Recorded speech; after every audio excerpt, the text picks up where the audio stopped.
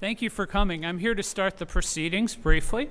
I'm Mark Schultz. I am chair of the Intellectual Property Practice Group of the Federalist Society. I want to do two things here. I want to tell you that this panel is sponsored by the Intellectual Property Practice Group. It still surprises us from year to year that some of you are unfamiliar with the work of the practice groups. So that's one of my goals, is to introduce you to that and encourage you to join a practice group or several of your interest. Not only do we put on these convention panels, but we also put on the teleforums, which I'm sure you've received many emails about. We publish articles and do a number of other activities that I think our membership finds very beneficial and interesting. So I encourage you to join, and if you're particularly interested in the intellectual property practice group, we of course work on IP issues as well as related technology issues. Please do contact me or the Federalist Society. Now, I'd like to introduce you to our moderator. It's my distinct pleasure to introduce you to Judge Ryan Holt. Judge Ryan Holt is a judge on the U.S. Court of Federal Claims. He joined the bench this summer at the end of July. Prior to that, Judge Holt has been my friend for many years, and he has been an inventor, an entrepreneur, a patent prosecutor, an IP litigator, as well as an FTC attorney before he joined academia, where he was my colleague at Southern Illinois University and then the University of Akron School of Law. Judge Holt will moderate our panel, and I think we have a terrific panel. So thank you, Judge Holt.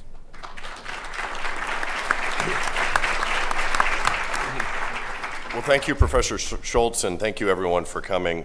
It's my job as moderator to keep things moving on time and to focus the discussion on our title, which is Originalism and Changes in Technology.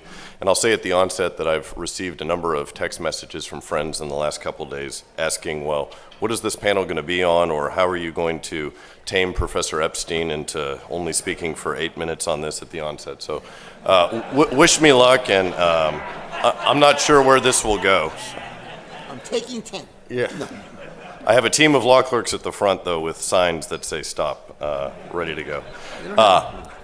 So I'll make the introductions brief, and then we'll move right in order from your right to left, and then we'll move into open discussion and hopefully have plenty of time for questions at the end. So on my immediate right, Professor Richard Epstein is the director of the Classical Liberal Institute, and Lawrence Tisch, Professor Emeritus of Law at NYU School of Law, also the James Parker Hall Distinguished Service Professor of Law and Senior Lecturer at the University of Chicago School of Law, and Peter and Kristen Bedford, Senior Fellow at Stanford's Hoover Institution. Farther down the line, the Honorable Professor F. Scott Keefe, another bow tie person. I like the majority of bow ties on the panel for sure. Oh my God. The Fred C. Stevenson Research Professor at the George Washington School of Law and the founder of the consulting firm Keefe Strategies, LLC, was previous to his position at George Washington, Commissioner of the United States International Trade Commission from 2013 to 2017. On the other side, also in a bow tie, Professor John Duffy, the Samuel H. McCoy Professor of Law at the University of Virginia School of Law. Professor Duffy has been identified as one of the 25 most influential people in the nation by the American Lawyer and one of the 50 most influential people in the world by the UK publication Managing Intellectual Property, a former clerk to Judge Stephen Williams on the DC Circuit and Justice Scalia on the US Supreme Court. And finally, at the end, not in a bow tie, Anthony Dick is the chairman of the board of the Foundation for Individual Rights in Education, also known as the acronym FIRE, and an attorney at Jones Day's DC office in the Issues and Appeals Group. His practice focuses on constitutional and appellate litigation before the U.S. Courts of Appeals and the Supreme Court. His written articles have appeared in the Wall Street Journal, the Washington Post, National Review, Scottish Blog, and the Washington Times. Anthony clerked for Judge Griffith on the DC Circuit and Justice Alito on the U.S. Supreme Court. We'll turn things over to Professor Epstein. For his 30-minute peroration, first of all, I'd like to make a correction of the record. I am an emeritus professor at the University of Chicago and an active professor at the NY University, and you managed to get it backwards, which I'm sure is an intellectual property violation of uncertain consequences. But that having been said, my job is actually to do the originalism number with respect to the Constitution, and not to spend our time so much, at least on the digital age. And so what I'm going to do is basically go through the clause word by word, phrase by phrase, and try to tell you what it is that you can learn from this and what it is that you cannot. Originalism is a general philosophical position. I understand it to run as follows. You could start at any random point and you could think that you could go 360 degrees in any particular direction. What a constitutional provision does is it narrows the arc, and the great debate is just as to how much does it eliminate. And I think actually with the intellectual property clause, it eliminates a fair bit of kinds of things. And I'm going to tell you where I think it's clear and where there are ambiguities. So we start off with, to promote the progress of science and the useful arts. That sounds perfectly benign. There's one important point that I think has to be remembered about this. The practice of issuing patents when you were in England was to issue them not because you were promoting science or the useful arts, whatever that phrase means.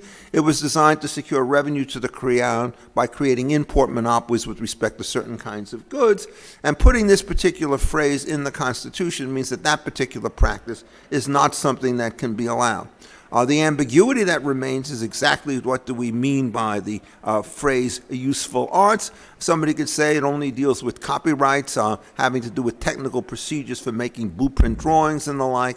I think, in effect, useful arts would, alas, even cover things like literature and so forth. That becomes an interpretive point. And if you start going through the sort of the incentive arguments, which I think are behind all of this, it would be very odd to want to include those kinds of works outside the scope of the patent protection, so you would start to bring them in. So that's the first clause. Then we secure for limited times. Well, it's an extremely important phrase that we do that, because the central challenge with respect to intellectual property is, why is intellectual property in some sense different from other forms of property, including intellectual property like trademarks and trade names and so forth, or land. And the basic argument is that this kind of stuff should never be given permanent inclusion, because you want the incentive to create it, but unlike physical property, it can be used by A without compromising the ability of B to use this sort of thing. And what the clause does is not to specify exactly what the term ought to be, but to make it very clear to people that you understand the nature of this trade-off, and so that the limited times have to be there. The then question that is ambiguous, which is left to that, is just how long is it going to be?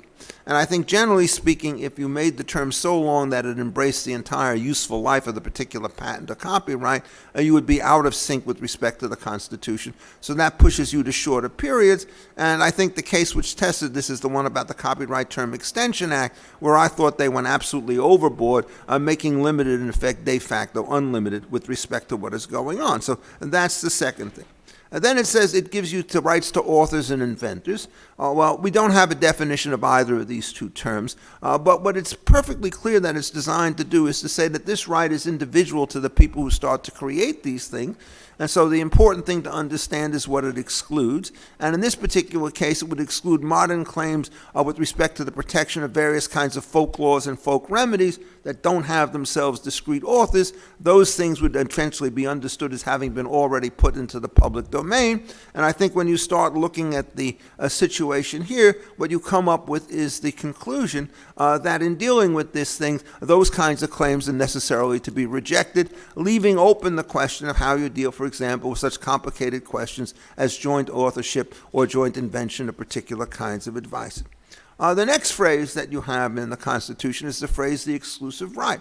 And it turns out this is actually an extremely important phrase in terms of the way in which we want to construct and understand the clause.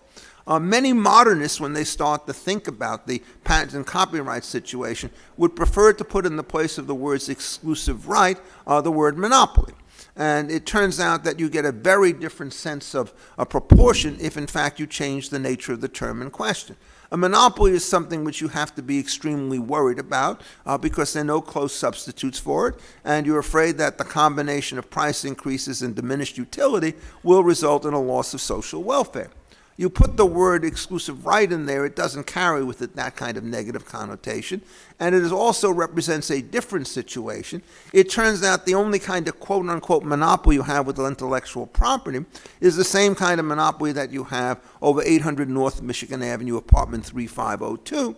it turns out that I have an exclusive right to the place wherein I live, but there are a lot of competitive units which have roughly the same kinds of characteristics. So the point of creating a system of exclusive rights is not to promote a monopoly. The purpose is essentially to compose a competition system that you want to create out of this situation, and you do so by saying that there are lots of people who can get lots of exclusive rights over particular forms of property. And then the next cause that you're starting to always worry about when you start to deal with this is exactly when you put this thing into question, just how exclusive it's going to be. And the answer is, I think, pretty much you want it to be quite exclusive with respect to this, and you don't want this thing to be a mistake. The other thing, of course, that's true about this is the only thing that you get out of the copyright and patent clause is exclusivity. The actual substantive content of the right in terms of your ability to produce and to alienate it is something which under this definition would be left to state law.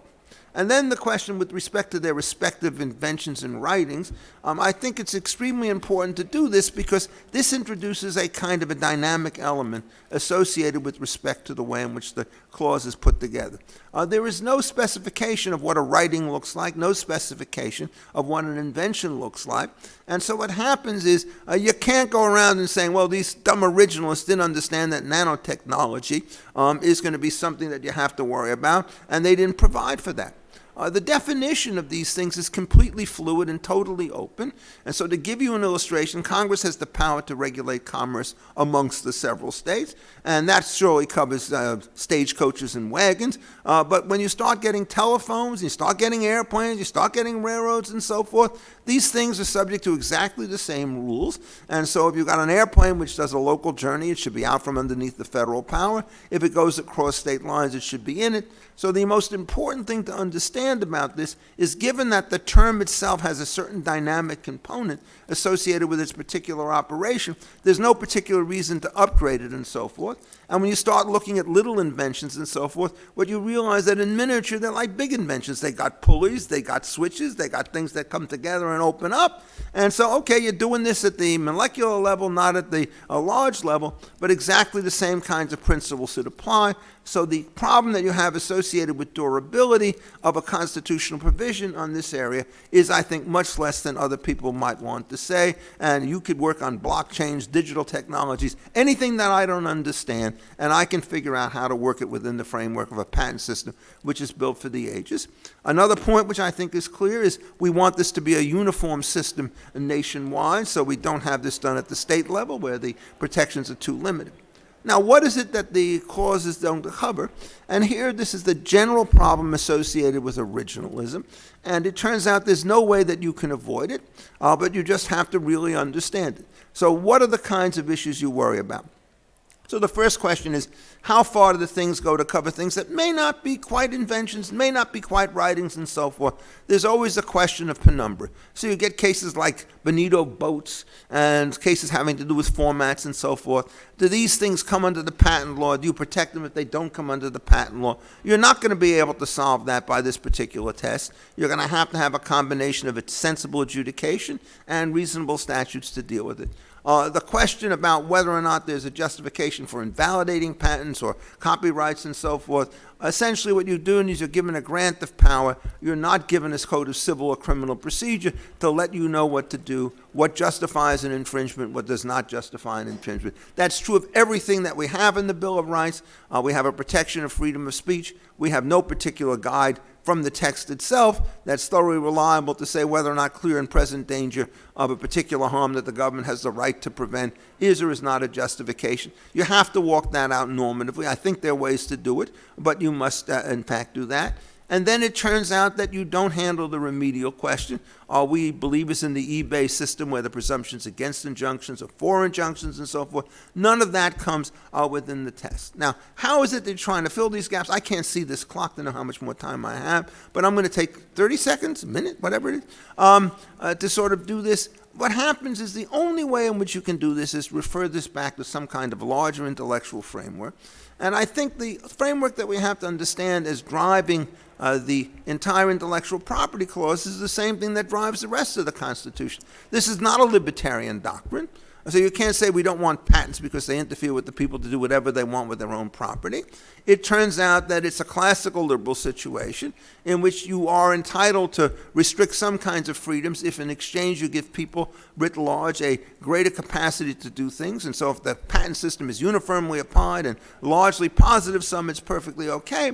And so what you then do within that tradition is import the various rules that deal with remedies, justifications, and so forth that you would apply generally, and then see how it works to the patent system. And if you do that, it's exactly what you see happening. How do we deal with laches? How do we deal with bad faith? How do we deal with contributory infringement and so forth? There are ways to handle those things. So I think that what the lesson you want to learn from this about originalism, you can pack good ideas in relatively small spaces, and that if you actually parse the words and go through each of them and figure out what they're designed to include and what they're designed to exclude, it doesn't solve all problems. That would be silly, but it does limit the range of inquiry to ways that make adjudication and legislation in future periods both sensible and manageable. Thank you. Am I on time? A little bit over, but perfect.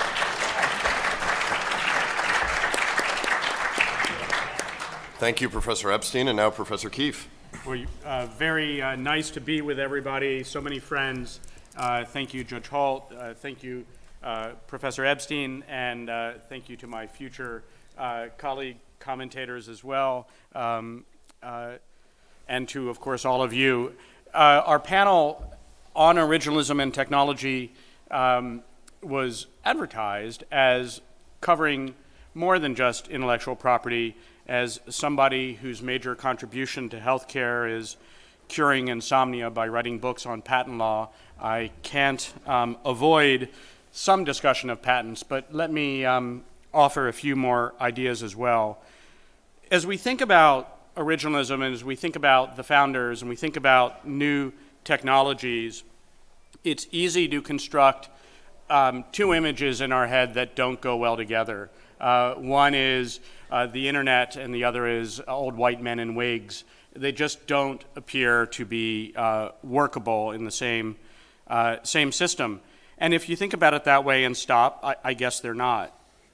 If you think about it differently, maybe they are, and maybe they are really well. And here are some reasons why. Some core themes associated with the founders' view of the Constitution and the system the Constitution would create and enable are really, I think there are two core messages that we could focus on. One is meaning, and the other is professionalism. Let me unpack those a little bit. Yes, many of us are lawyers and we fight over meaning, but I don't think we or they thought all words have all meanings or no meanings. They made very deliberate choices when writing, and in those choices showed that they had different meanings for different words, different constructs, different components of our legal order. And professionalism, sure, they were in a sense amateur farmers and amateur silversmiths and amateur lawyers, but gosh, they beat the largest standing army on the face of the planet at the time and put together a document that looks pretty legal and managed to run a pretty significant country through all of that. And I think there's a lot of professionalism that flows from those very deliberate choices about meaning. So let me give you some concrete examples in three areas of law: IP, trade, and security. So patents, as Richard was suggesting, the British system did have patents, and our framers framed against that backdrop, and our country started against that backdrop. And there were some obvious similarities, including the word patent, and there were some striking differences, including not simply giving them out to friends or giving them out to raise money for the central government or giving them out in a way that was most likely to create monopoly effects and most likely to create social anxiety and economic uncertainty, which is to say willy-nilly. willy-nilly or flexible discretion. There are a lot of ways to say it. The founders and the original patent systems in the colonies and then in the country were deliberately structured to do something very, very different than what the British system had often done, that Charles Darwin wrote about, lots of famous British writers wrote about, including, of course, if you think about this great story, The Poor Man's Tale of the Patent, which includes reference to the old British Patent Office as the Circumlocution Office. The idea being, of course, that there were lots of flexible discretion decisions being made, and The Poor Man's Tale of the Patent tells the story of going to the bureaucrat to ask for the exercise of that flexible discretion and being sent, in effect, to the next bureaucrat for the same flexible decision-making. And the story concludes with being worn out, patience in pocket. Not a system that's going to foster investment, commercialization, and the delivery of new technologies to market. So here's how people often phrase that today. They say, oh my gosh, these poor old white men in wigs could never have anticipated these new technologies like the internet. Well, patent law has a term of art in it. The term of art is anticipation. And our patent system did anticipate those new technologies by choosing to make one of the core requirements for patentability no anticipation. Put differently, anticipated technologies are not patentable. Unanticipated technologies are. That's why we want patents on them, is that they are new. So that novelty question, or as patent lawyers call it, anticipation, that's not just a gist or, hey, you know what I mean when I say it's good. That's a concrete word with very specific meaning, chosen precisely because it gives less discretion, more certainty and investment. Let's talk about trade. Hamilton, one of the founders, tried very hard, very unsuccessfully, given the state of the art at the time, but very hard to make trade decisions on tariffs based on data. We're still struggling with that, but Hamilton and Lincoln and others since have tried to constrain that decision-making to be data-driven. Let me give you a final example about security in view of the time and point out some core differences anchored in originalism. Everybody remembers the fight over the warrant for the Apple iPhone key. And it's worth noticing that that fight took place in a U.S. district court exercising criminal law power using what federal lawyers think of as Title 18 of the U.S. Code, criminal law. But here's the thing about Title 18, and they do you a favor on this one, they give it away in the name. Tucked into Title 18 is that number 18, which implies there are a whole bunch before and, by the way, some after. You see, because had the federal government wanted the key, it could have exercised a number of other of its statutory and constitutional powers, including, for example, the takings clause, which does not say don't take. It just says please pay when you do. So had we framed our discussion about whether to get access to that key not merely as is it good, is it bad, or is it a criminal requirement, we could have framed it in the context of any of these other different discussions, different meanings deliberately chosen by these professionals who framed. I'll leave it there. Professor Duffy. Professor Keefe.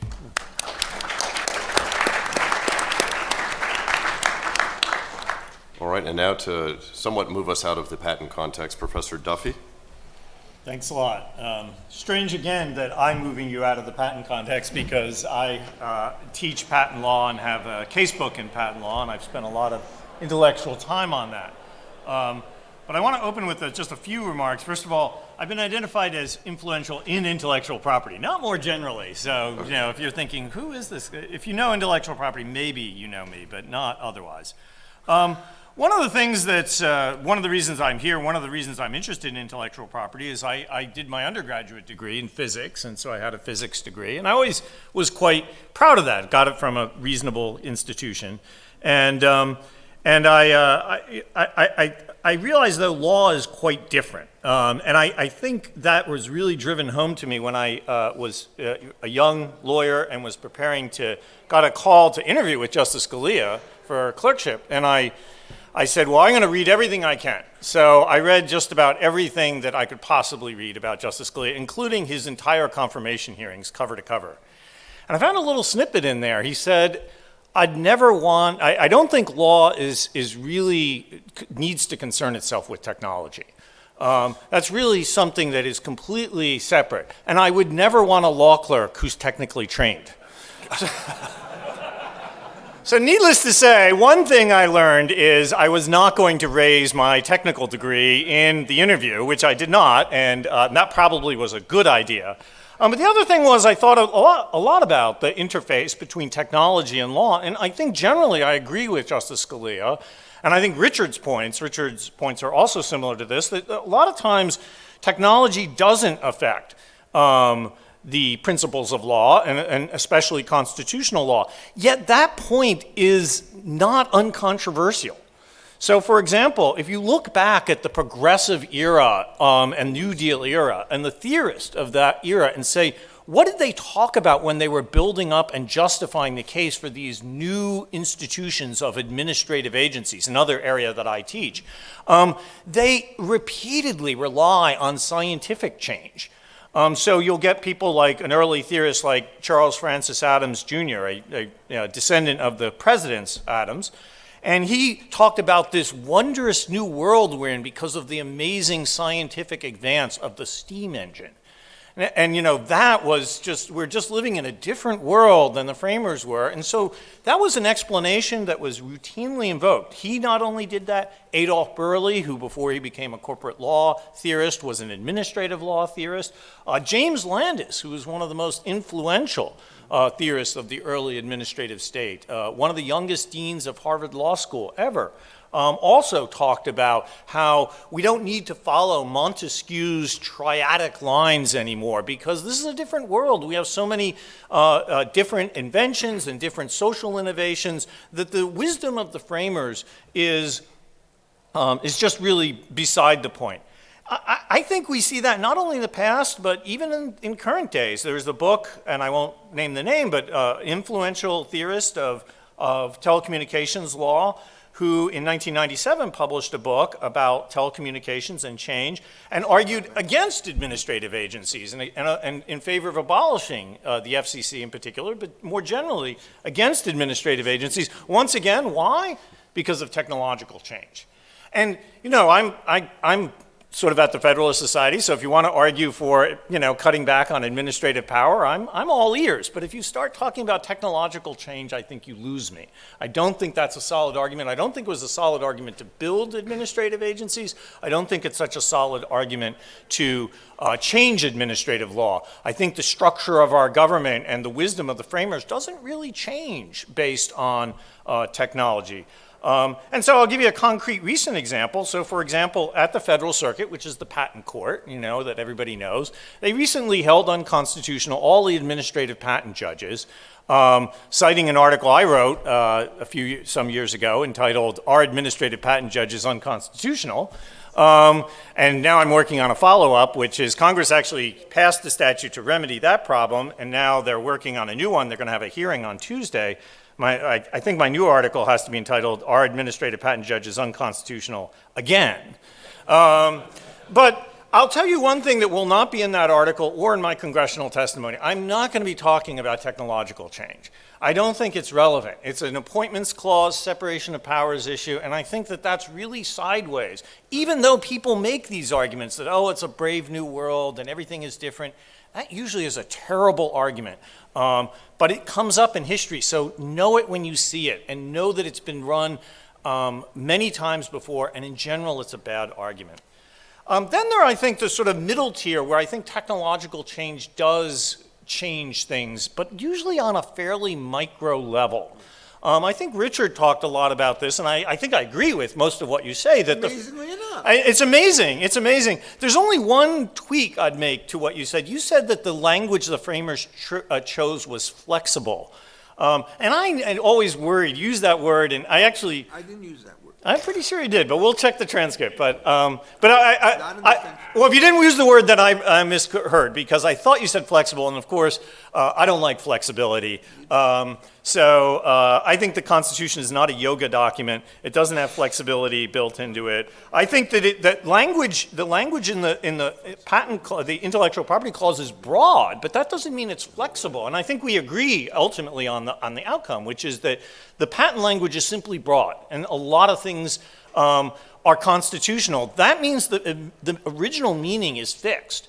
It simply is very broad, that Congress can make a lot of things, whether they be inventions or writings, they can extend the intellectual property clause to that. And I think a good example is the mid-19th century change to add photographs into the copyright system, which was kind of a big step at the time. It seemed kind of big, although I think in the grand scheme of things, it's a rather micro change in copyright law. The same property rights system was changed. In fact, if you go back and read the history, it's kind of interesting. The first district court decision that had this issue, the current existing copyright statute actually had, among the things that could be protected, prints. And you might think like, well, that's photographs, right? Like when I was a little kid, my mother said, I'm going to go down and get some prints of these photographs, right? And she meant, she's going to get hard copies of the photographs. So saying that something is a print, you'd say, well, of course it covers photographs then. But the judge said, well, print only means that you've got to have pressure. It's got to be pressing down on the paper. So if it's just using light, then there's no pressure, and therefore it's outside the scope of print. And that's kind of just sort of, that didn't age well. It got overruled by Congress very rapidly. And even today we think, boy, that's not a really good definition of print. So there are small changes like that, and we have to be careful not to read language too narrowly, because lots of times both the Congress and the framers chose relatively broad language. The final thing I'll say in my last minute is I'll just leave this for future questions, is there anything where technological change does actually present us with some problem that seems actually quite new? And there may be, and I'm not totally convinced, because I'm always a skeptic when people say there's new things going on. But I think that the problem of data aggregation, of publicly available data aggregation, is something that might be quite new. So most of you know in the room that the Chinese government is instituting a huge system where it sort of captures people walking on the street with facial recognition. And in some ways you think, like, in our Constitution, that sounds anathema to us in our liberal government, our classically liberal government, and sort of monitoring where everybody goes. On the other hand, it's not clear that it would violate any constitutional rule if our government were to do it. It's people out on the street. If you ask somebody, was John Duffy on the corner of 17th and Connecticut or I Street in Connecticut, somebody could say, yeah, I saw him there. So the government land, you could put cameras out there and you could capture all it.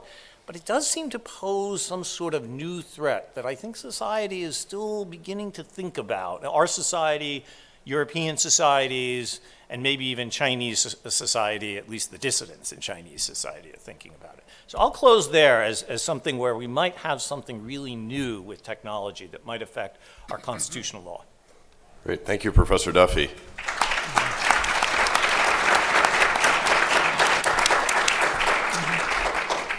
So in our last introductory remarks from Anthony Dick, who did respond to my biography email and confirm things correctly. Sorry. Anthony. It's a nice backhanded introduction. Thank you very much. So those of us who are here at the Federal Society, I think many of us have the happy advantage of being both originalists and classical liberals within some range of that definition. And in that position, we often enjoy the happy situation of having those two principles align and come together. And changes in technology are often advanced by intellectual opponents of ours as reasons to depart from originalism, to depart from classical liberalism. Sometimes those arguments take a bad form. You know, we've invented the steam engine. Holy hell, let's get rid of enumerated and limited powers. Doesn't seem to follow necessarily. Sometimes there are better versions of that. But I want to just go through a few examples of those and talk about how generally originalism can be used as a tool to push back in favor of classical liberal principles. But then why, in the world of patents, I think some recent developments at the Supreme Court have thrown classical liberalism and originalism into a bit of tension, if not opposition, and why that may cause some consternation for us and give us reason to think we sometimes may have to choose between the two. So some examples, I think you guys probably are familiar with many of the arguments about why changing technology requires us to abandon original meanings of the Constitution. So in the First Amendment context, a particularly good example of what I would consider a bad argument was published in the Washington Post a few weeks ago, where the argument was made that the marketplace of ideas view of free speech no longer obtains because, quote, on the internet, truth is not optimized. On the web, it's not enough to battle falsehood with truth. The truth doesn't always win. In the age of social media, the marketplace model doesn't work. Therefore, the author argued, we need to ban hate speech. Again, I don't think the conclusion follows quite from the premises. A better argument you sometimes see in the Second Amendment context, with Heller telling us that the Second Amendment protects the right to bear arms of weapons that are in common use in society. What about assault weapons? You hear people say that was a degree of destructive power that may not have been contemplated by the framers. I think that argument has some force, even if you make allowance for people distorting assault weapons to mean something which most people misunderstand what weapons like an AR-15 that are in common use. Again, I don't think this argument ultimately succeeds, but it starts to move closer to the line that the cost-benefit trade-off of what the framers may have been thinking about with a musket might not apply to a semi-automatic weapon where you can kill 30 people in a minute without much trouble in the way you would have to with reloading a musket. You also see this, I'll skip the Third Amendment because we don't have any quartering of soldiers yet, at least not until the next presidential election happens. With the Fourth Amendment, you see some better arguments here, and the originalist conceptions of trespass, property invasions. A lot of people think today don't quite capture the value that the framers were trying to protect of privacy, so you replace a trespass model with a reasonable expectation of privacy model. I happened to clerk at the Supreme Court the year of the Jones GPS tracking device case, which actually reminds me a lot of what Professor Duffy mentions, which is that you have a plain view doctrine where the ordinary rule would be if something's seen in public, there's no problem with the government tracking that and following you around physically. But what about when you have a new technology where you can actually create a mosaic of someone's every movement through some combination of GPS tracking or facial recognition, and you can produce a full picture of somebody's life that the government now can watch? Does that require some alteration of what we usually understand to be searches and seizures, and does the constitutional law need to account for that? So I think what we can see as a theme of all of these kinds of arguments is that in general, you'll see changes in technology used as a reason to depart from what may have been the previously understood rights or practices under the Constitution, and we need to move away from these. And generally, those who support free speech, those who support the Second Amendment, press to retain an originalist view because an originalist view will sync with their classical liberal principles. I'm not saying everybody takes a sort of outcome-oriented view of the way they interpret the Constitution, but often you don't have to choose because, after all, the framers of the Constitution and the way the Constitution was originally understood was, for the most part, a classical liberal document ratified and written by mostly classical liberal people. So why do I say that the patent system has thrown classical liberalism and originalism into some conflict in recent years? Well, I'm thinking about the oil states case, which a lot of you may know. And Professor Epstein certainly knows because I've seen him write on it, and he's been disappointed by the outcome in the case.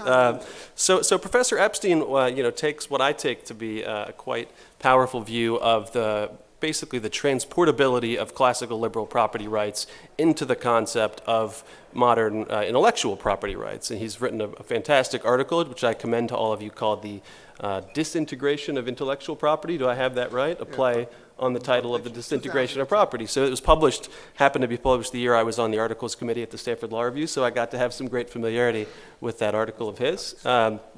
The basic argument is that actually promoting technology and having a sensible patent and intellectual property system will happen best if we adhere to classical liberal notions of property rights and try to transport those over into the system of intellectual property. That typically works quite well. The simple rules for a complex world, to coin a phrase. So in the oil states case, the court addressed the question of basically whether an administrative proceeding can be used to invalidate a patent without the involvement of an Article III court. Now, if patent rights were like traditional common law private property rights, you would need an Article III court to be involved before those rights could be destroyed and stripped from the right holder. So the Supreme Court confronted whether that was the case with intellectual property rights, with patents. The Supreme Court decided in a 7-2 decision written by none other than Justice Thomas that these are not private rights, that these are not like classical liberal property rights, much to the consternation of Professor Epstein.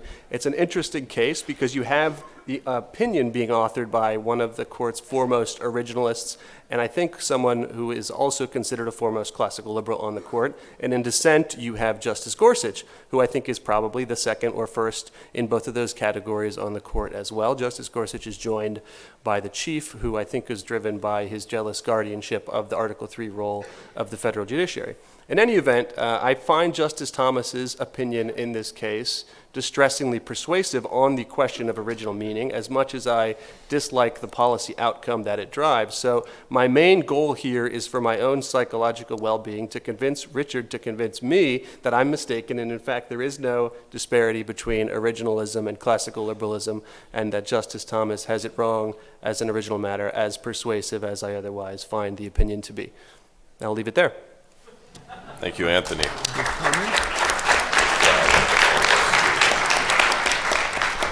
So we'll open the floor to questions in a minute, but I would love the opportunity to hear the panelists, especially our early panelists, to respond to others. With that, I will have to begin with Professor Epstein. Alas, I will tell you, let me just make a couple of discordant observations about various points. The first thing I think it's important to mention is something about the nature of the British system of patent law. One of the things is it's got the same formal exclusive right, but the procedures associated with the British system made it virtually impossible for anybody to contain some kind of a patent right by normal processes. And there was a conscious democratization when one came to the United States about who could file, how much was needed, and so forth, none of which is directed by the patent clause, but nonetheless was in practice. And it's really made a difference because Arnold Plant, a famous friend of Ronald Coase, wrote these very skeptical articles on the effects of the patent system in Great Britain, and people have taken it to be a statement about patent systems generally, but in fact it was a reflection of the terrible situation of the British law, not one of the American law, and I think this thing went wrong. Okay. The second point I want to make is the question about how it is that we start to deal with social change in legal conceptions. 40 years ago, I wrote a paper called The Static Conception of the Common Law, which I think was designed to adumbrate something which has been said by both Anthony and by way of John. And I said, you know, by and large, I'm a Roman lawyer by training. Somebody said, you got to get that in here. And that most of this stuff, in fact, has incredible durability over time. But you do, in the area of property rights, have circumstances where you're going to have changes in laws in order to deal with technological improvements, but you have to understand the way in which they're done. To some people, they say, well, we don't like the current situation, let's just redesignate things as property rights one way or another.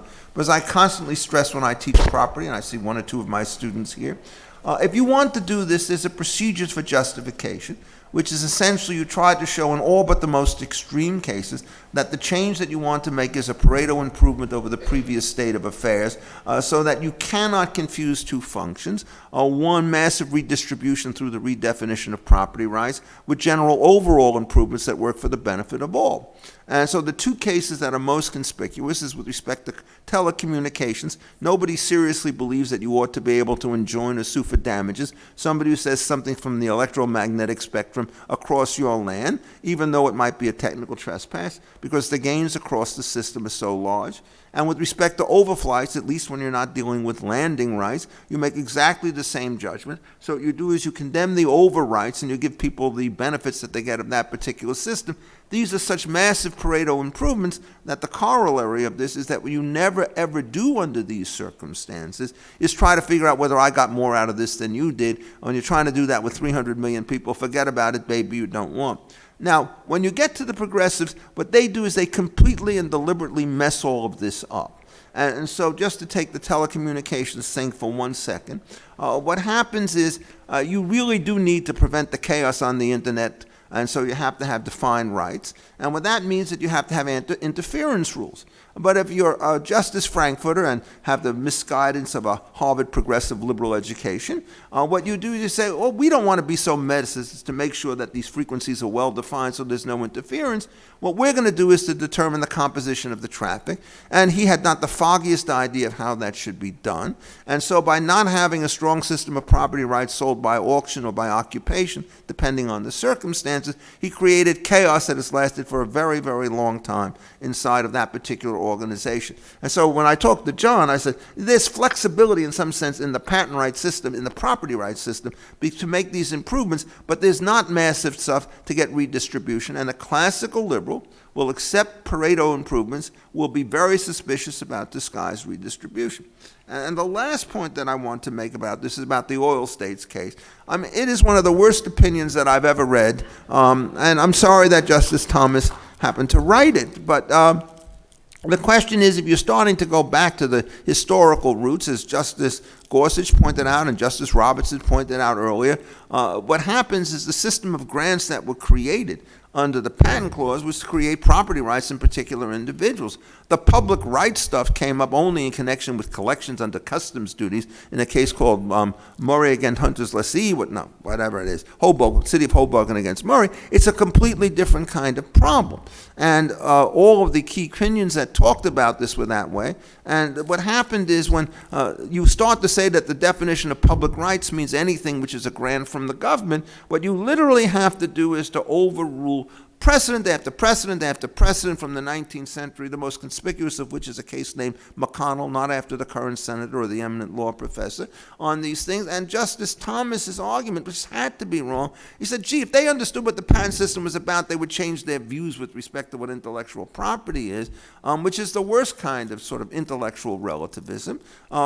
This is a pretty straightforward thing, and the correct line in all of these cases is this guy gets to decide as a judge under those circumstances where there's been a final issue of the patent, and somebody else gets to decide as an administrator before that time. And if you don't draw the bright line, as our friend John Duffy will say, you're never going to get it right. And so there were a few little encroachments that were made in the 80s, and they paved the way for somebody like Justice Breyer, balancing himself to intellectual oblivion on this kind of issue, to put himself into the case where he said, well, we've done it a little bit, we could do it a little bit more. Where am I to draw the balance? And the answer is on those kinds of questions, on property right formation questions, you want hard lines. You need the flexibility on some of the remedial questions. You don't need it there. So I hope I can persuade you, Anthony, that you cannot find a worse decision on either separation of powers or on property rights than the oil rates decision. Fortunately, much of the stuff that has been done badly in the Supreme Court has been undone by administrators inside the patent office, and so maybe we'll get some return to sanity. Well, I'm pleased that I benefit from we all can jumble, and the foreshadowing to respond to the data aggregation and new tech point, as I foreshadowed by referencing Charles Darwin when I was in fact intending to reference Charles Dickens. But as I think about Dickens' Poor Man's Tale of a Patent, it does connect up with Darwin and Darwinian evolution in the face of data aggregation and big data, which is to say, if you listen to Dan Geer's keynote at the Black Hat conference a few years ago, he makes, as others have made as well, the monoculture monopoly point. So for the biologists in the room, if we all have the exact same DNA, it just takes one antibiotic or one toxin, and we're all wiped out. If our data is all in one place in the same way, there are a lot of vulnerabilities that come from that, including civil libertarian vulnerabilities that I believe you were focused on. And I don't think this is inconsistent with what you were saying. I think that there is room within the constitutional order to address that concern. And here again, the framers' approach to the patent antitrust system offers one significant leverage point, which is to say, there are at least a lot of us, including many of us up here, who have written about an approach to the patent antitrust system that would lead to, that would facilitate, maybe not require, but facilitate, in a meaningful way, the existence of a large plurality of firm sizes in the high-tech sector, rather than what we generally have now, which is a relatively small number of very, very large firms. And that is the monoculture problem, and that is a concrete solution to the monoculture problem, whether it's for civil libertarian purposes or national security purposes. So I think the data aggregation problem is significant, and I did want to say that that is, I think, sort of a forward-looking thing. Most of my talk is about why technology change doesn't matter, but this piece, I think, is why it might very well matter. And there really are some incredibly powerful examples. So, for example, this is one example that just really made an impression on me, is that there was an MIT PhD graduate student who was indicted for insider trading because his wife was a lawyer in New York and obviously had some inside information on deals. And part of the indictment recited a fact that I found very interesting, that this guy's Google search had be, how does SEC catch insider traders? Which they had in the indictment, and I thought, well, you know, that's really bad evidence for that guy. They had lots of other evidence too, but they knew that. And the interesting thing is they may not have even needed a warrant to get that. They may have asked Google, and Google said, yeah, we got that data, and, you know, we'll give it to you. It's our data, you know, but we'll provide it. It's, you know, we've got it here, and they may not need, if Google said, no, we're not going to give it to you, then they might need some sort of compulsory process. But they may not have needed any compulsory process. And I think that that gives, you know, an example in which, you know, a lot of things we do are subject to these, increased data aggregation and also long-tailed memory. So the Europeans are developing a sort of theory of the right to be forgotten. And I hate to say it, but they might be onto something there, that there's something in there. I know Richard probably doesn't like this, but they may be going about it the wrong way because they're regulating private companies, but there is something about the increased aggregation of data, which I think should be somewhat scary to civil libertarians, and is maybe genuinely new. That simply memory of humans, the paper records were so disorganized and it was so expensive to collect information that it wasn't so big a problem in the founding era, and therefore that, you know, we don't have any rules about this. Now, the first thing to do is to legislate, and obviously the Constitution gives both the federal and the state governments lots of room to legislate. There may even be some constitutional changes, and, you know, that can be done maybe through judicial interpretation in some cases, but maybe also through the Article 5 process, which I think people forget about all the time, but I think we should include. We can be the originalists. We can dictate a constitutional amendment if we find one that's wise. So Anthony is making some final comments. I'll invite people to come to the microphone if they have questions as well, so that we can begin the queue for audience questions. Yeah, just let me respond briefly, I think, with the same thematic point that I think goes both to John and Richard, which is that, you know, it's not exactly groundbreaking to say that the policy outcomes we prefer and the constitutional interpretations we think are most faithful to the process of interpretation may lead us to different results, and that constitutional interpretation is not going to always lead to the best policy solutions. It is not going to address every problem that we see arising. So it may well be that we need legislation rather than interpretation or constitutional amendment to address problems like non-Article 3 judges invalidating patents or like data aggregation. But I think legislatures are in many ways a better tool for doing this because they're much better able to operate with a scalpel than with a sledgehammer of a court decision taking off the table what you might be able to do with respect to Article III courts or administrative proceedings, or how you would have a judicial system trying to regulate the use of GPS tracking or the use of data aggregation. Judicial decisions are necessarily limited and reactive, and so when I worked for Justice Alito, I know he took the very strong view that courts should leave room on something like GPS tracking for a sensitive legislative solution. I know that's not perfect, but it may be the best we can do. Question. Somebody's going to a microphone. Yeah, yes, sir. Hi, Rob Rando, New York. I'm also a member of the Federalist Society Intellectual Property Practice Group, and I want to thank the panel. It's been outstanding. The question I have, and PTO Director Yanku has raised this issue, in terms of author and inventor with respect to artificial intelligence within the context of this program, and this is for anyone on the panel. Well, the answer is who controls the program would be the person. Joint authorship is permissible. Assignment of joint authorship to companies after the patent has been perfected is permissible. And so if you have good rules on joint ownership, it seems to me that they should be able to handle that. The way in which you then would do this is with any other syndication where you're trying to get a group of people to invest in an idea. What you do is you have to have a governance structure with respect to that, and you have to have a distribution with respect to the benefits so that each penny is accounted for in some kind of a consistent way. So the way in which you handle that is not to muck around with the patent system, but to essentially muck around in a sensible contractual way with the facilitation of multiple authorship.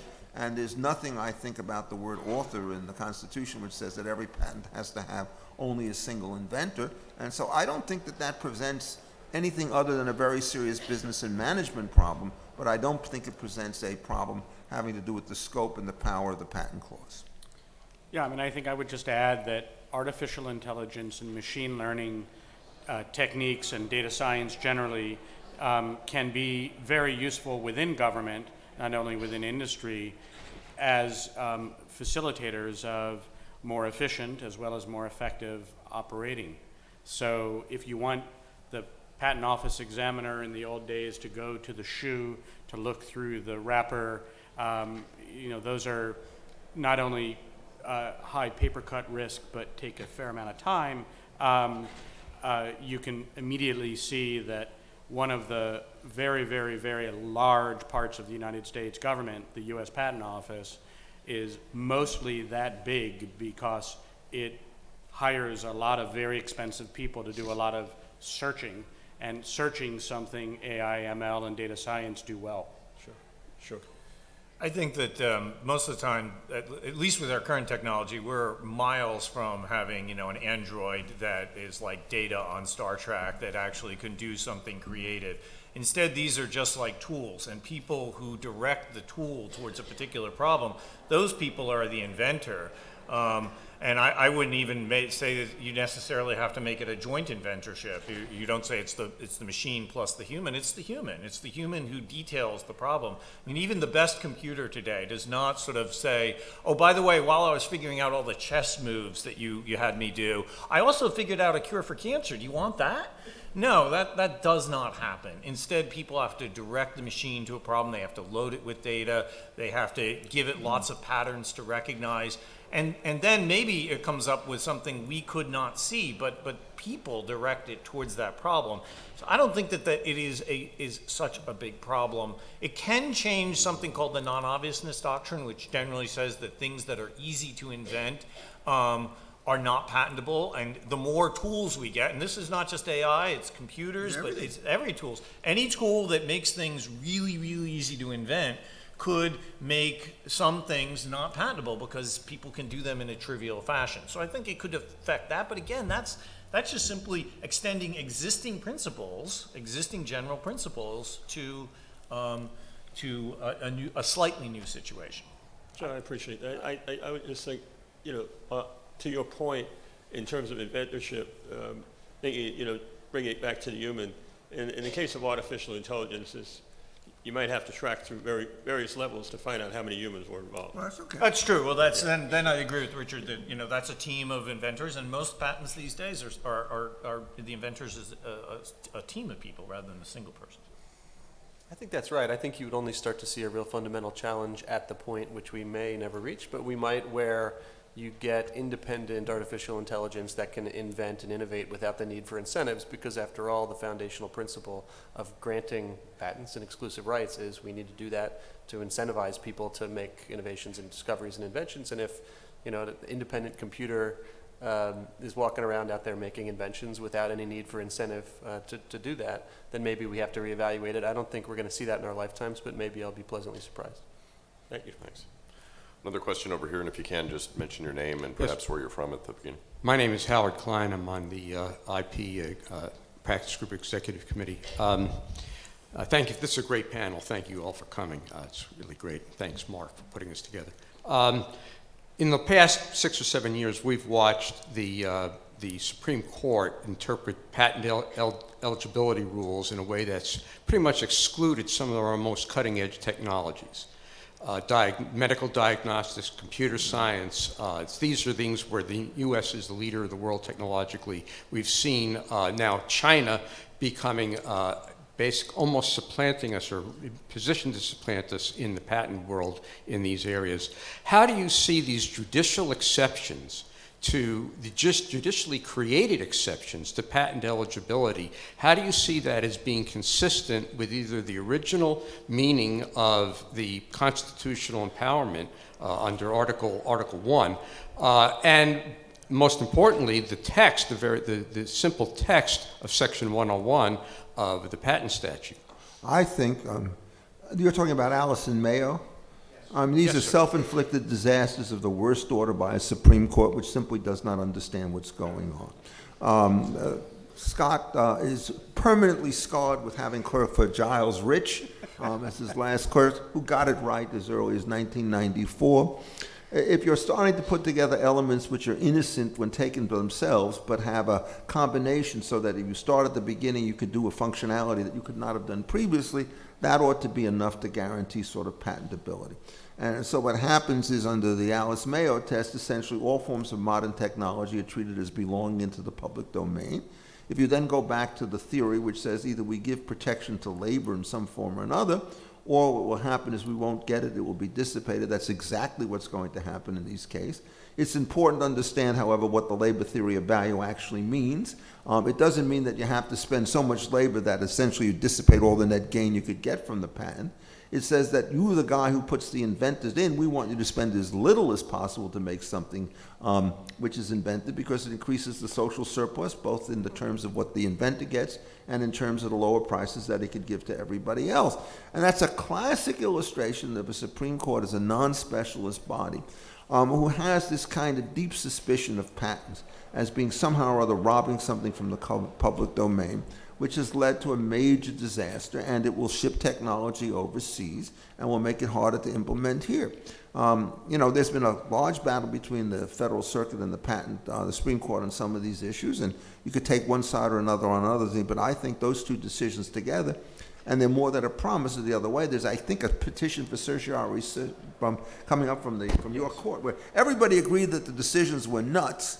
And then the issue is whether you could distinguish a particular case or whether or not it was bound. If a court which contains young and able judges has to do that kind of deliberation, then the Supreme Court really has to engage in massive retrospective thinking about whether or not it has created more danger than it has eliminated. I regard these decisions as an unmitigated disaster. Yeah, and I really think the short answer to your question, implicit in what Richard's saying, is not. They're not compatible. What the court's doing in those cases is not compatible with the plain meaning, not compatible with the different meanings.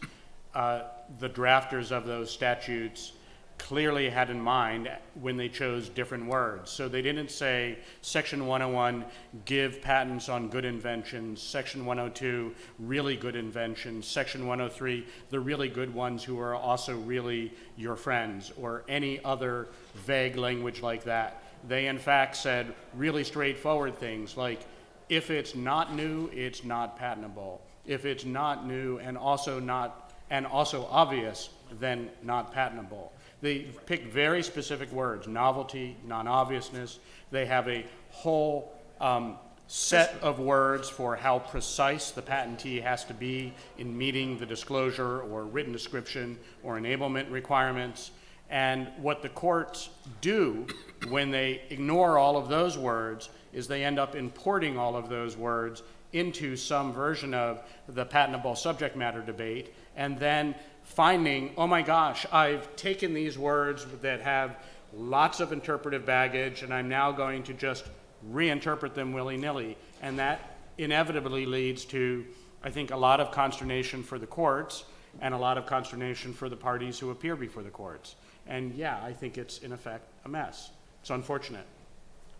I agree with that as a statutory matter. It seems to me there's no constitutional argument, though. I think the courts have gotten wrong the meaning of the statute, but I think under the Article 1 that Congress has quite broad leeway to tailor eligibility rules. It could have written the eligibility rules the way the court says it did. I think the court got that wrong, but to me I don't see how that runs afoul of the original meaning of the Constitution. I think the legislature can fix this problem. It's happened before. I hope it will happen again. I think it's hard to see unless judges in the lower courts can create a fairly ingenious system of restoring some of those rules in light of the Supreme Court's precedent. I think we need a legislative fix, but I don't think we've got any constitutional arguments to get us there. I'll just say that when you start saying, what do you think about these atextual judicial exceptions? I get off that bus pretty quickly. If you're a textualist, then the court says these are these judicially created exceptions that don't really have a home in the text of the statute, which the court explicitly said in Bilski, one of the decisions. Well, that should be the time that you get off the bus. Now, why the conservative majority, signs on to these opinions? I must say, I think one day soon, hopefully, they're going to wake up and say, what has Justice Breyer convinced us to do? Why are we expanding beyond any historical thing? We know we did have these precedents about exceptions, but we're expanding them dramatically, and you can prove that empirically very easily. So why have we been convinced to do that? Because we're supposed to stick to the text. We're textualists, aren't we? Yeah. So I hope that will happen someday soon. And I think there's been a lot of both bad judging and bad lawyering in those cases in multiple ways. And I think that hopefully we can get more sophisticated people who come up and are able to guide the justices well. You have to have good lawyers to present these cases in a way that especially the conservative justices can understand. Just an observation. The Federal Circuit just recently ruled that a garage door opener is an abstraction and therefore not patent eligible subject matter. But there's nothing new under the sun, because the 19th century Supreme Court held that a pencil eraser was unpatentable as an abstract idea too. So that's true. And so, there are these persistent errors. If you know history, some of these errors go back a long way. Okay, thank you. Thank you all. Back to originalism, yeah. Yeah, well, Roger Klein, not related, but friends. If you'll indulge me a comment. So I was an expert in the Myriad case for Association for Molecular Pathology. In addition to being an attorney, I'm a molecular pathologist. I couldn't disagree more with what you said. So with respect to Mayo, were it not for Mayo, we could not do gene sequencing genomes, which we do regularly. I have to say, I mean, how did the human genome get sequenced while those patents were enforced? It was research. We do it clinically. For example, Myriad Genetics, when people were doing BRCA 1 and 2 testing, nobody could test for BRCA 1 and 2. They were behind technologically 5 years. Between the Myriad case and Mayo, what happened was you could no longer patent a variant in the genome and the relationship with the genotype-phenotype association. Because of that, we were able to, we routinely sequence exomes. The price has come down. It costs billions of dollars to do the original. Yeah. You can get an exome done for $500. And after the Myriad case, the price dropped immediately. Immediately. These were not real inventions. Hey, By the way, can I But these answer are the not round? inventions. These are not inventions. They're not discoveries. What they are The is their IP panel is always properties. the most Could I give a exciting. one-sentence answer to this I mean, you can't. Do you have a question, though, Mr. No, he Klein? doesn't. It was a comment, and at the Thank you. Association for Molecular Pathology, look at our vendors. Diagnostics have just Stop being exploded. hysterical for a second, all right? Let me answer.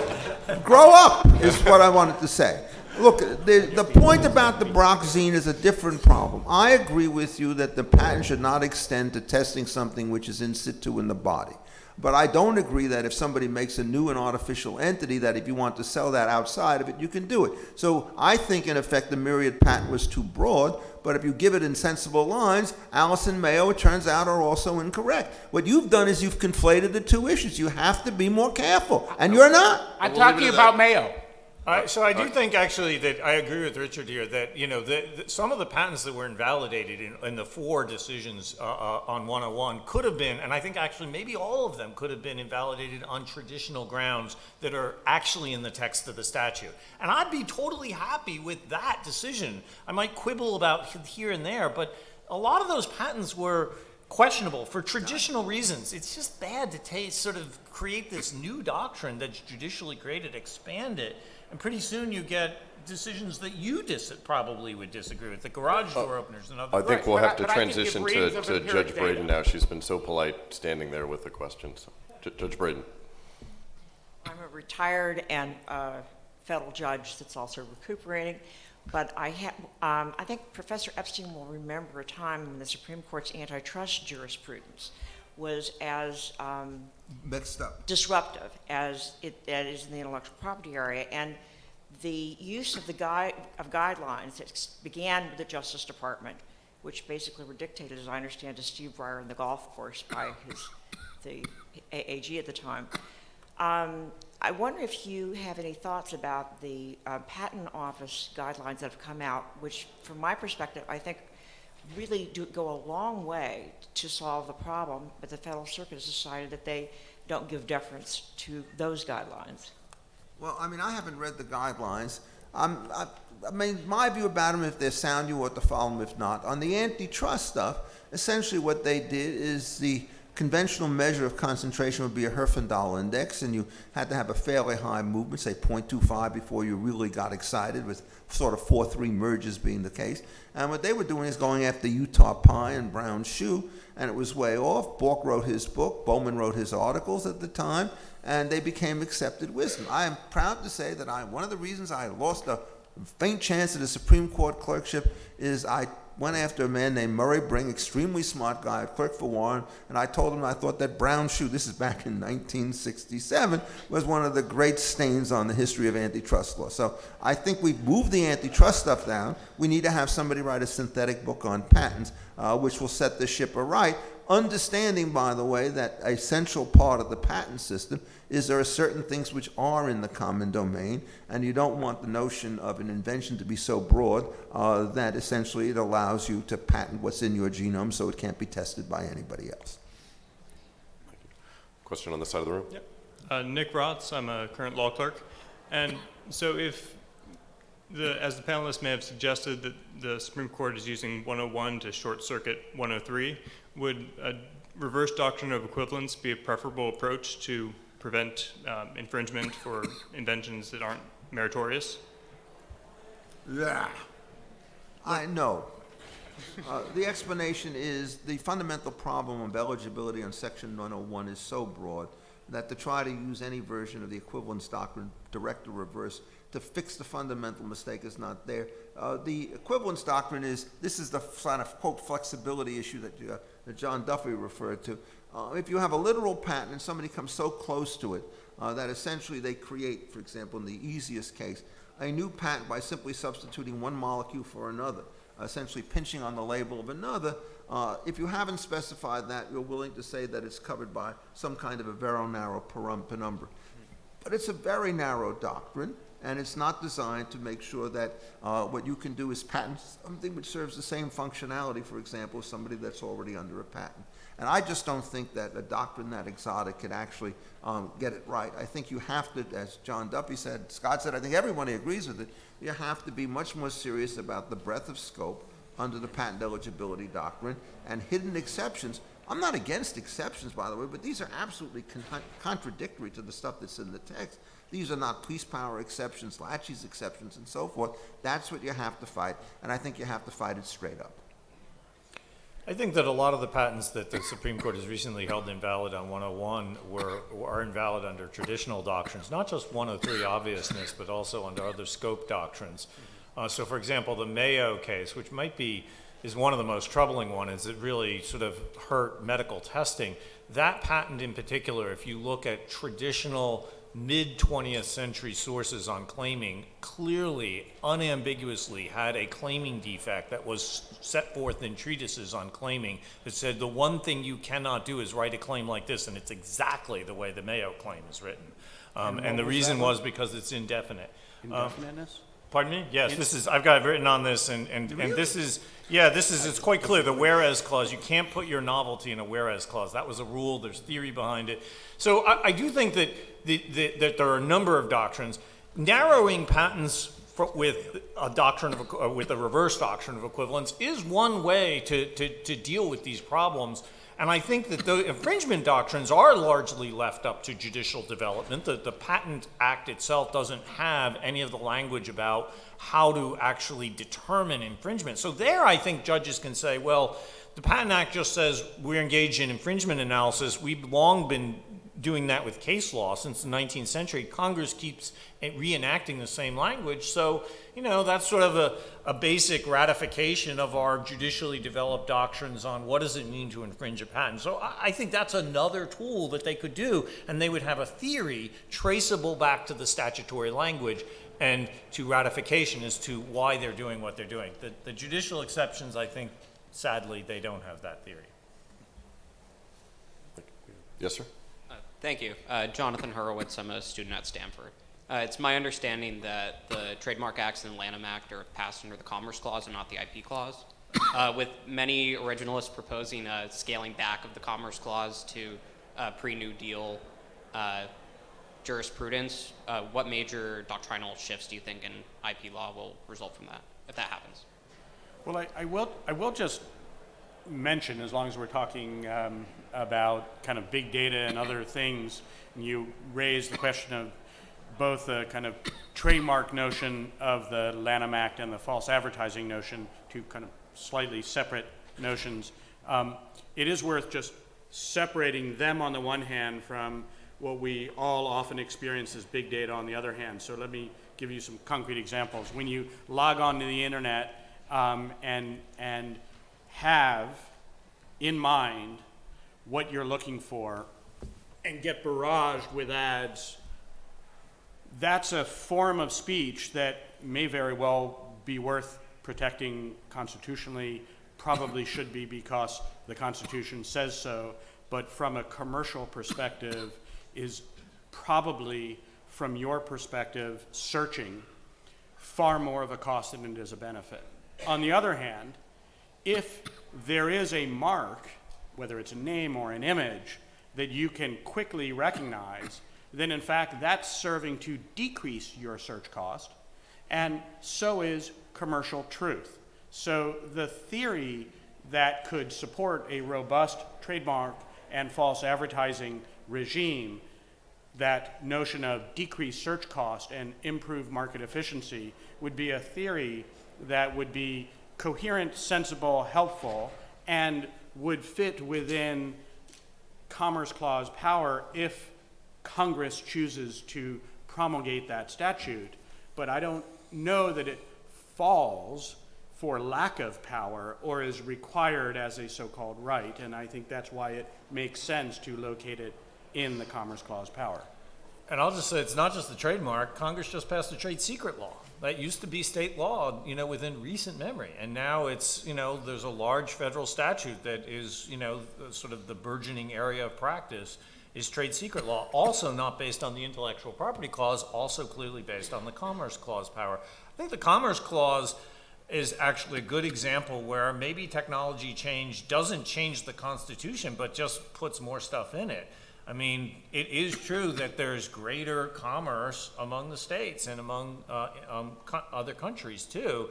I think sometimes that argument is oversold, and that the court has, expanded Commerce Clause jurisprudence quite clearly. But even if you narrow it to some degree, still a lot of things are shoes and clothes and everything else are just marketed in all 50 states, and that's where the Lanham Act applies. That's where the trade secret law applies. And I don't think it's going to make a huge difference if the Commerce Clause were narrowed somewhat. And just for the fun of it, if you're really curious about this stuff and like kind of civil libertarian case law and constitutional case law, go read the Supreme Court Bose Consumer Credit Union decision, argued by a great Boston lawyer with a bow tie, Chuck Hyken, who had been a college classmate of Amar Bose. But Chuck did what a lot of First Amendment lawyers thought was going to be impossible, and he did it as a trademark patent lawyer. And what he did was sued a publication for, in effect, a false statement about Bose's speakers. And the defense tried to be, hey, it's our First Amendment right, we can say whatever we want. And his response was, in effect, you can if it's clear it's opinion. You can't if what you are saying is it's fact, and it turns out you actually have no facts to back up what you're saying is fact. So they lost, the publisher, because they said it was fact and they didn't have fact. Thank you. Oh, my God. Other questions? Yeah, I have a comment, okay. If there's no Professor other question, Epstein. God forbid. I mean, I just went back and looked at Mayo again, just to remind myself. It's amazing what you could do when you have a computer. But there's a very important line here, which you can get both right and wrong, which is the question, what is or does not count as a natural law? And essentially, I think E equals MC squared counts as a natural law. But running a test which says that you reach a certain level of threshold sensibility with respect to the administration of one drug for one kind of condition is not to be regarded as a natural law, because it means you can't make a diagnostic kit for anything that comes out from under it. Yes, yes, yes, no, no, no. So I think it's important that one understands that. There was a period before the 52 Act was passed, when there was a case called Funk, in which the question is if you found a bunch of things that you could put together in the same sack that were compatible, and you did it through an immense amount of searching, they said, well, that was just a natural law. I don't think, in effect, that finding particular correlations through a system of trial and error, which turn out to be true and verified in that fashion, should basically be covered by the natural law exception or by the mathematical exception.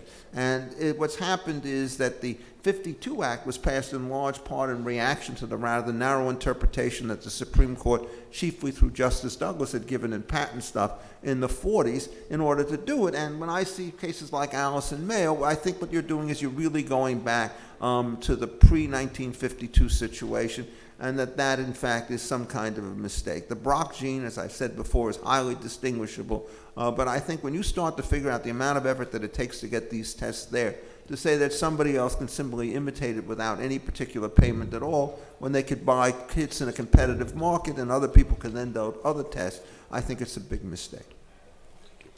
Yep. Yes, sir. Good afternoon, Art Mackenber. Wondering if you can speak to the originalist approach to the temporal aspects of this clause. It says to promote the progress of science and useful arts, and then it says limited times. And so, you know, a layperson just looks at it and says, well, there's an infant industry argument, we'll protect these people for a certain amount of time, and then after that, you know, the market will approach it and spread the word, and new things will occur then again and multiply. But it seems like in a high-tech world, the limited times would be very short, or at least shorter than they were during the founding era. I think they were around 14 years or something like that. Now it seems like they're getting longer, and I I don't understand why.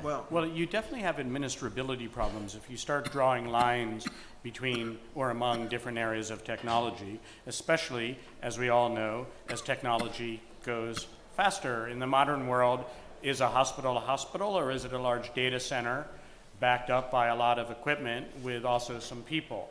How about finance? How about? So when you start to try to draw lines, what you find, I think, is very quickly shifts in claim drafting and kind of, so in the period in the 1970s where there was a fair amount of uncertainty about whether software could be programmed, the two central techniques people had for coping with it was to claim a general purpose computer having been programmed a certain way, claimed the box, or a disk encoded with a certain program, claimed the disk, rather than claim the program. So, and then you can fight over, whether that counts as a disk or counts as a box rather than counting as code. I think you're going to find that's where you end up going with should you meter the right amount of time debate. I guess my other core concern about metering the right amount of time is, what's your concern? If technology really moves that quickly, then aren't all those patents pretty irrelevant? Yeah, I mean, and if you're really saying the opposite, they're really valuable, then is it you want the no patents on the non-valuable stuff, or you want the no patents on the valuable stuff? Because I think what we often find in these debates is it's not a mama bear, papa bear, get it just right debate. It's a I don't want to be an infringer debate, so I'd love it if you could just get rid of those patents being asserted against me. I would draw a strong distinction between the copyright side and the patent side. On the copyright side, I get a song, and this could last for a very long period of time. Mickey Mouse is finally starting to decay in value because people have different sensibilities, but it's an 80 or 90 year run. And I think, in effect, you ought to give a patent which somehow reflects that, but not to life plus 70 years. And so I think, in effect, limited terms is 1428, looking at the original 1790 period and maybe doubling it and so forth. With respect to the patent saves, I don't think it's a serious problem. Because what happens is, I did some work on this about 10 years ago, and you realize that the effective monopoly of a patent in terms of rival competition has systematically gone down all throughout the 20th century. So if you would invent a certain kind of a vacuum cleaner in 1920, you might have a really dominant position to the end of the patent. But now the new cycles come up much more rapidly, and so if somebody else has a new patent which renders the old patent essentially unimportant in terms of commercial stuff, you don't have to shorten the period with respect to it because the natural forces will displace it.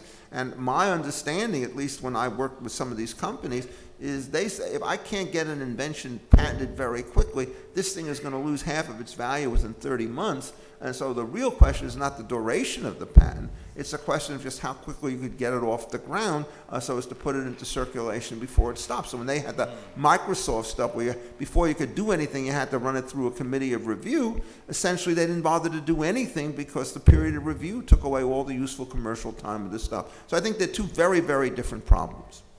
I'll say that, well, this is a fascinating area that I'm working on a paper on about the patent and the copyright system. It's absolutely diverged in this way because the copyright term, Richard is right, has gotten longer and longer. But before you go condemning that, realize it's gotten longer and longer in every country. So it's not just us. It's like, an economist might look at this and just say, this is data. It's getting longer and longer in every country. In the patent area, it's not only the de facto term has gotten shorter, the de jure term has gotten shorter because it used to be that copyright you had to renew your copyright. We've eliminated that, and most of the rest of the world has done that too. And instead, the rest of the world and our country have actually switched to renewal fees for patents, and it's very short period of time. So the average patent now lasts less than a decade. Fewer than 50% of patents survive into their second decade. So it's actually shorter than the founding. And so it's kind of interesting that the systems have changed, and my co-author and I look at this among other things and think it's an example of property rights being optimized over time, and we have a theory about that. I mean, Richard might think that the copyright is gone gone off the rails, but it's hard to say every country, everywhere in the it's world has gone not. off the rails. Monopoly public choice things are endemic to the world. Yeah, but I you mean, know. and in But fact, the we patent system's going the opposite way. well, we It's sort of a understand weird that thing. because there's a real difference. The expected useful life of an artistic work, by given the fact that you have multiple ways in which you can express it, has gotten longer and more powerful. And for the patents, it turns out the substitution rates are much higher. But I Not for regard fundamental patents. The Wright brothers patent would still be getting royalties today because it still is exactly how every jet plane.